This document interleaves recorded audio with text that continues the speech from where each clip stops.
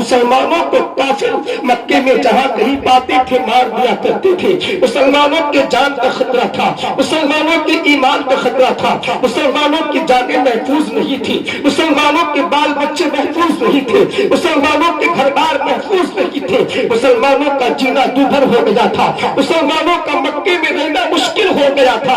अल्लाह के नबी सरकार मुस्तफा सल्लल्लाहु तआला अलैहि वसल्लम को अल्लाह तबारक व तआला ने हुक्म फरमाया, ऐ प्यारे नबी, आप अपने चाहने वालों से कह दें कि वो अपनी जान और ईमान की हिफाजत के लिए मक्के को छोड़ करके मदीने चले जाए। अल्लाह की कसम, इस गरीबी के आलम में मुसलमानों ने अपना घर तो छोड़ दिया, अपना वतन तो छोड़ दिया, अपना मुल्क तो छोड़ दिया, अपना देश तो छोड़ दिया। मैं आपसे पूछना चाहता हूँ, मेरे कौम के लोगों, आप में से भी कोई परदेश जाता होगा, आप में से भी कोई बंबई जाता होगा, दिल्ली जाता होगा, रोजगार के लिए जाता होगा, उसे अपने बाल बच्चों की कितनी याद आती है, उसे अपने घर की कितनी याद आती है, उसे अपने वतन की कितनी याद आती है। जबकि उस बंदे को पता है साल डेढ़ साल के बाद मैं घर वापस आऊंगा, बच्चे हमारे होंगे, खेती हमारी होगी, घर हमारा होगा, माँ बाप हमारे होंगे। उसे पता है कि माँ बाप हमारे, हमारा सब कुछ बचा होगा,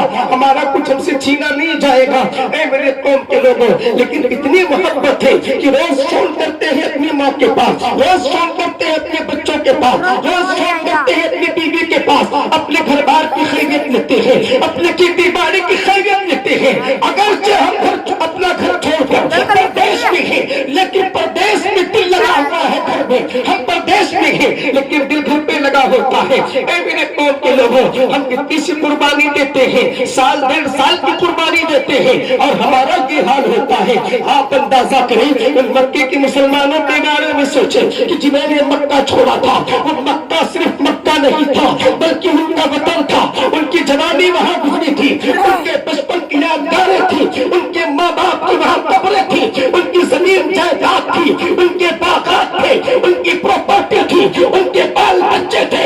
लेकिन रसूलुल्लाह की इताअत में उन्होंने बाल बच्चों को छोड़ दिया, अपने माँ बाप को छोड़ दिया, अपनी जमीन जायदाद को छोड़ दिया, अपनी दुनिया को छोड़ दिया, गोया की सब कुछ छोड़ करके मक्के के मुसलमानों ने रसूलुल्लाह की इताअत की, इस्लाम के दामन को थामे रखा, गोया की सब कुछ छोड़ दिया, रसूलुल्लाह की इताअत न छोड़ी, अल्लाह की फरमा बरदारी न छोड़ी। आगे सुनते चलो, जब वो मुसलमान मक्का छोड़कर मदीने आते हैं ना, तो आने के बाद होता क्या है, गरीब मुसलमान है, उनके रहने का कोई ठिकाना नहीं, आने जाने का कोई ठिकाना नहीं। जब सारे मुसलमान मक्का छोड़कर मदीने आ जाते हैं तो बहुत परेशानी के दिन गुजारते हैं, बहुत परेशानी के दिन गुजारते हैं। इतनी परेशानी होती है कि बाद दफा खाना नहीं मिलता है, बाद दफा उनके बदन में सही कपड़े नहीं होते हैं, ना तो रहने के लिए उनके पास घर है। अल्लाह के नबी सरकार मुस्तफा सल्लल्लाहु तआला अलैहि वसल्लम ने पूरे मक्के और मदीने के मुसलमानों को इकट्ठा करके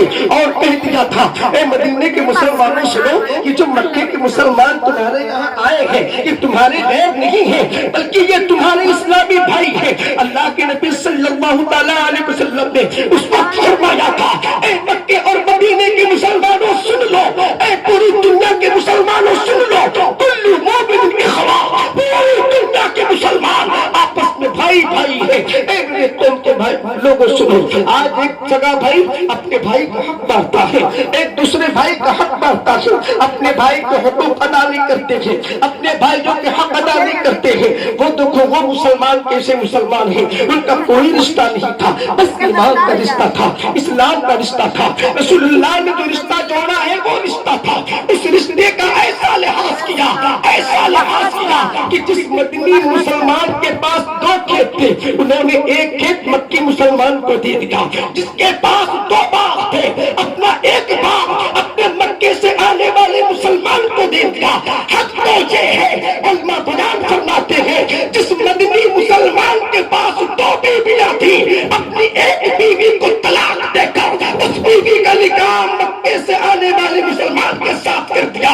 इस तरीके طریقے سے ان مسلمانوں نے بھائی چارے کو نبھایا تھا، ہم کہاں ہیں؟ ہمارے حالات کیسے ہیں؟ اللہ کی قسم ہم اپنے گریبان میں جھانک کر کے دیکھیں تو پتہ یہ چلتا تھا، پتہ یہ چلتا ہے صبح سے لے کر کے شام تک، شام سے لے کر کے صبح تک ہماری زندگی کا ایک ایک پل قرآن و سنت کے خلاف گزر رہا ہے، قرآن و سنت کے خلاف گزر رہا ہے۔ ہم اللہ و رسول کی نافرمانی میں لگے ہوئے ہیں۔ لیکن سنو، یہ واقعہ جو میں بتا رہا ہوں، یہ واقعہ مزہ لینے کے لیے نہیں بلکہ آپ کو نصیحت کے لیے بتا رہا ہوں، آپ کو نصیحت کے لیے بتا رہا ہوں۔ آپ بھی تو مسلمان ہو نا، ہم بھی تو مسلمان ہیں، وہ بھی ایک مسلمان تھے۔ سوچو ان کا کردار کیسا تھا، ان کا جذبہ کیسا تھا، انہوں نے کیسی قربانی دی ہے، غریبی میں کیسی قربانی دی ہے، فقیری میں کیسی قربانی دی ہے۔ کئی کئی دنوں تک ان کو کھانا نہیں ملتا تھا، ان کے پاس رہنے کے مکان نہیں تھے، ان کے پاس کھیتی باڑی نہیں تھی، اس قدر غریبی تم مسلمانوں کے پاس۔ لیکن اے میرے قوم کے لوگوں، حالات سب بدلے۔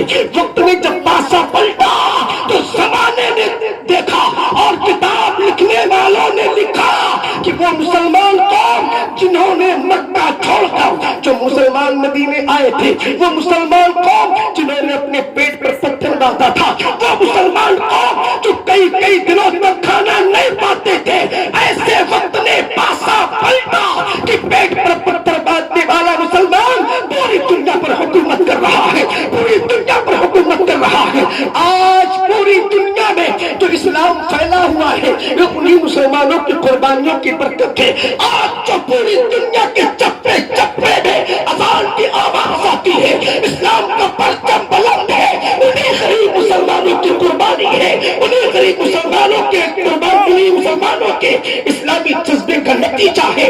آج جو پوری دنیا میں اسلام پھیلا ہوا ہے، میں آپ کو یہ بتانا چاہ رہا ہوں، اے میرے قوم کے لوگوں، اس وقت ان غریب مسلمانوں کا مذاق کافروں نے اڑایا تھا، بہت اڑایا کافروں نے، اور لوگوں نے لالچ بھی دی تھی کہ اے مسلمانوں تم تو بہت غریب ہو، تم کس مذہب پہ جا رہے ہو، وہاں غریب رہو گے، وہاں فقیر رہو گے، تمہیں کھانا نہیں ملے گا، پیٹ پر پتھر باندھو گے، پریشان رہو گے، تمہیں رہنے کے مکانات نہیں ملیں گے۔ اس وقت غریب مسلمانوں کو جب تانا دیا گیا تو وہ مسلمان رسول اللہ کی بارگاہ میں آئے، آنے کے بعد اللہ کی بارگاہ میں، اللہ کے نبی کی بارگاہ میں عرض کیا، حضور کفار ہمیں غریبی کا تانا دیتے ہیں، کفار ہمیں فقیری کا تانا دیتے ہیں۔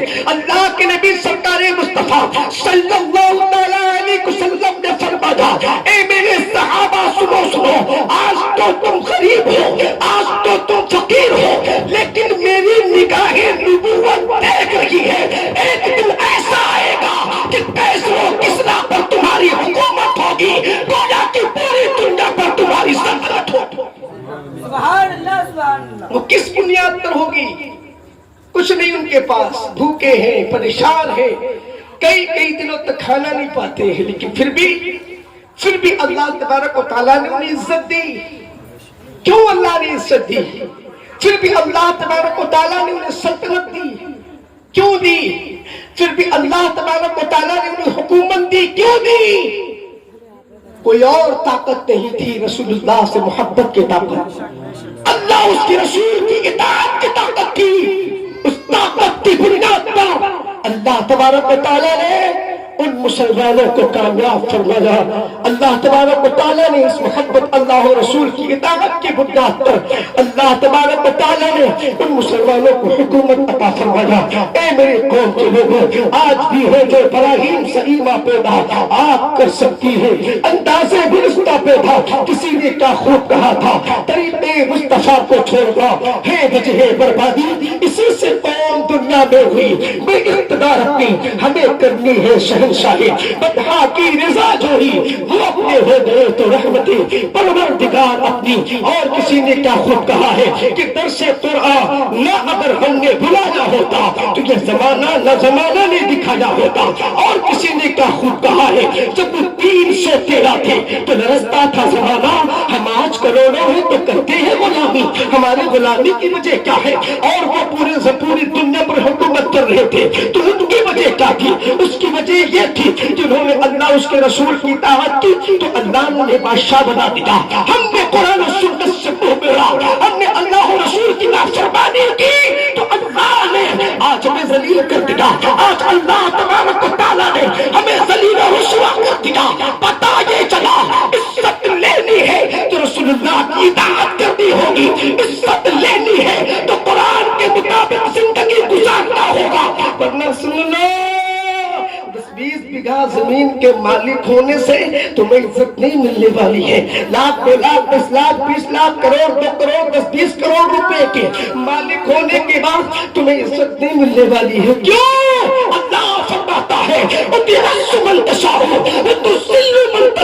عزت کسی کو دولت سے نہیں ملتی ہے, عزت کسی کو ثروت سے نہیں ملتی ہے, عزت کسی کو پراپرٹی سے نہیں ملتی ہے, بلکہ اللہ جسے چاہتا ہے اسے عزت دیتا ہے, اللہ جسے چاہتا ہے اسے ذلیل کرتا ہے. اپنے مزاج کو بدلو. یہ جو آزادی کی زندگی گزار رہے ہو نا, چھوڑ دو یہ روش. جگہ جگہ کے تمہیں تھک چکے ہیں ہنگامے. نشاط و لذت خواب گرا بدل ڈالو. سفینہ اپنا کنارے سے بھی لگ سکتا ہے, ہوا کے رخ پہ چلو, بادبہ بدل ڈالو, بدل دو اپنے آپ کو. نہیں تو دیکھو حالات اپنی آنکھوں سے دیکھ رہے ہو. آج ہماری یہ حالت ہے, اس وقت کیا ہوگا ہم جب اس دنیا میں نہیں ہوں گے تو اس وقت ہمارے بچوں کے ساتھ کیا ہوگا. بدل دو اپنے آپ کو. یا تو آپ بارہ سنتے ہو, ہمیشہ سنتے ہو, اللہ کی قسم میری قوم کے لوگوں سنو, یہ ہماری تاریخ ہے. آج ہمیں چیخ چیخ کر دعوت دے رہی ہے. آج ہماری تاریخ ہے, ہمیں چیخ چیخ کر ہمیں پکار رہی ہے, بتا رہی ہے کہ اگر تمہیں کامیاب ہونا ہے اللہ و رسول کی اطاعت کرنی ہوگی. اللہ و رسول کی اطاعت نہیں کرو گے نا تو اللہ کی رحمت نازل نہیں ہوگی, پھر اللہ کی لعنت نازل ہوگی. جب اللہ کی لعنت نازل ہوگی تو تمہیں نہ تو دولت بچا سکتی ہے, نہ تو ثروت بچا سکتی ہے, نہ زمین جائیداد تمہیں بچا سکتی ہے, نہ تمہیں تمہاری پراپرٹی بچا سکتی ہے. کوئی چیز تمہیں ذلیل ہونے سے بچا نہیں سکتی ہے. اللہ تبارک و تعالیٰ قرآن میں فرماتا ہے اطیعوا اللہ والرسول لعلکم ترحمون. اللہ اس کے رسول کی اطاعت کرو تاکہ تم پر اللہ کی رحمت نازل ہو.